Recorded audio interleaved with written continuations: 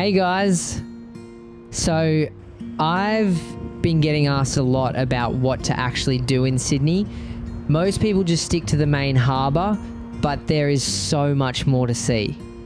I've put together 10 spots you've got to check out, from the classic views to the brand new fish market. Stick around for the last one though. It's my absolute favourite place to hang out in the city. Let's get into it.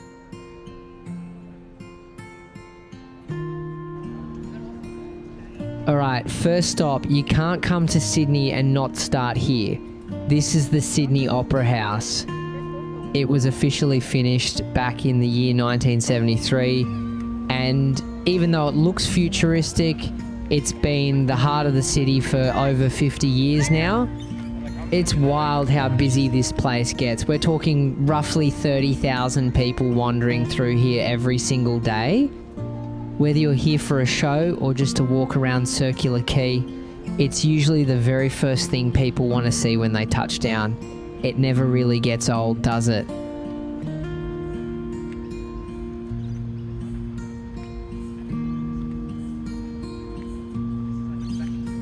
Next up is the good old coat hanger, the Sydney Harbour Bridge. It's been an icon since it opened back in the year 1932. And get this, about 160,000 cars and 480 trains cross it every single day. My advice? Forget the car and just walk it. It doesn't take long at all, and the views are way better than pretty okay. They're world class. If you've already seen my video of the full walk, you can actually skip the stairs because there are elevators at both ends now, making it super easy for everyone. Pro tip, time your walk for a Saturday or Sunday so you can hit the Kirribilli markets on the north side for some food or vintage finds.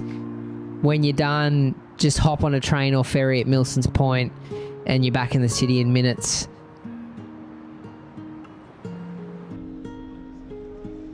Just around the corner is Barangaroo and King Street Wharf. Honestly, this whole area has changed so much lately. There is just so much to do. My little secret for getting here: hop on a ferry from Circular Quay. It's a short trip, but you get that great harbour breeze as an added bonus. Once you land, you've got some of the best dining in the city right on the water, plus a massive exercise area if you want to get those steps in. But the real showstopper is Crown Sydney. It's the city's tallest building at 271 metres. Pro tip for you, you can actually book a spot to head up and get an incredible view of the harbour for free. It's hands down one of the best perspectives of the city skyline you can get without spending a cent.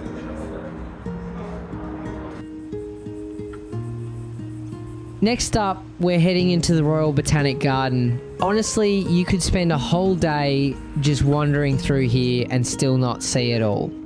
What's cool is how much the vibe changes as you walk. You've got everything from ancient prehistoric plants to a massive cactus garden that feels like a desert. And then you hit the lush fernery or the tropical glasshouse. If you're into your flowers, the rose gardens are a must-see. Pro tip, if you want to actually know what you're looking at, they offer free guided tours that start from the visitor centre. And of course, because it's right on the edge of the water, you're getting those world-class harbour views the entire time you're exploring. It's the perfect place to just slow down for a bit. If you're a bit of a culture vulture, you're spoilt for choice here.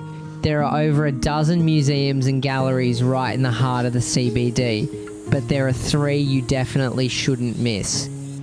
First, the Australian Museum. It's the oldest in the country and the dinosaur exhibits are world class. Then you've got the Art Gallery of New South Wales, which has a stunning new north building. That's a work of art in itself. And for the history buffs, the Museum of Sydney is built right on the side of the first government house. Pro tip, the best part, general entry to the Art Gallery of New South Wales and the permanent galleries at the Australian Museum is completely free.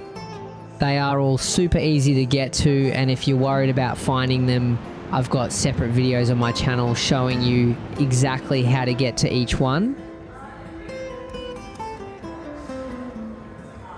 Next up is a brand new Sydney icon, the new Sydney Fish Market at Blackwattle Bay.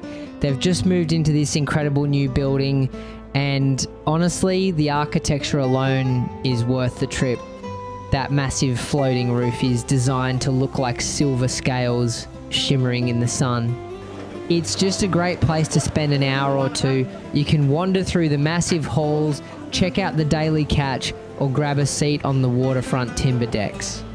It's got a much more modern, open feel now, and sitting right by the water watching the boats come in while you eat is a classic Sydney experience.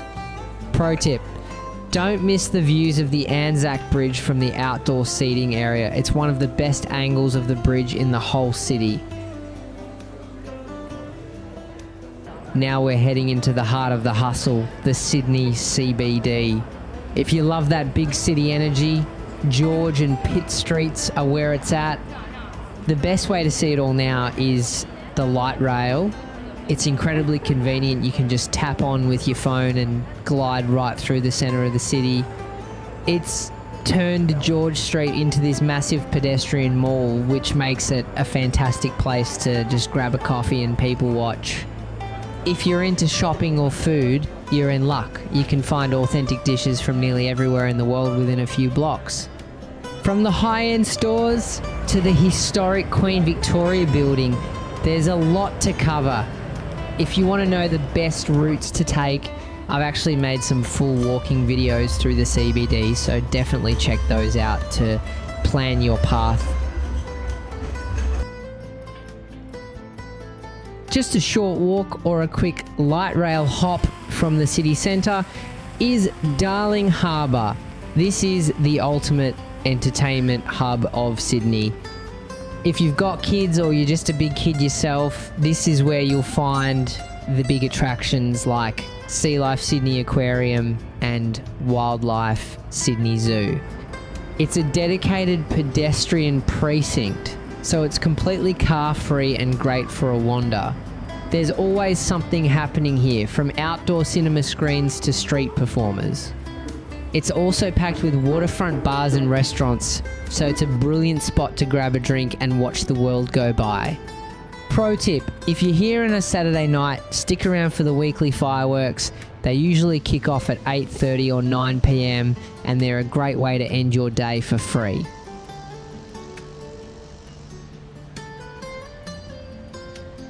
Coming in at number 9, we've got to talk about the beaches. You can't come to Sydney and not hit the coast. Even though we're in a massive city, places like Bondi Beach are just a quick 20-minute trip from the CBD. Now, my big tip for you: plan it right and do some bus hopping. The Bondi to Coogee Coastal Walk is absolutely amazing and the views are world class, but it's about 6 kilometers of hills and stairs. If you want to see the best spots without burning out, just use the buses to hop between the bays like Bronte or Tamarama. It saves your legs for the rest of the day and you still get those incredible cliff top shots. It's a smarter way to do the coast.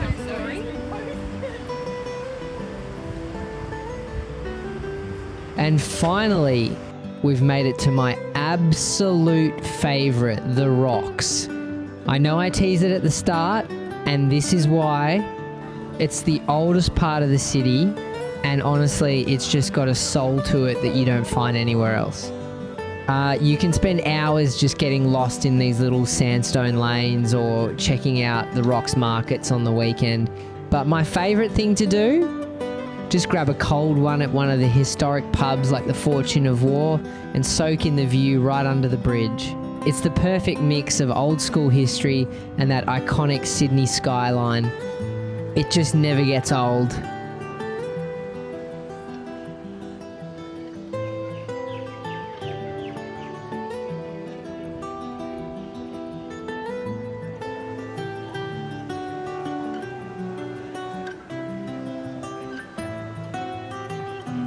And that's the list. Look, these aren't necessarily a top 10, they're just the main spots that really make Sydney what it is.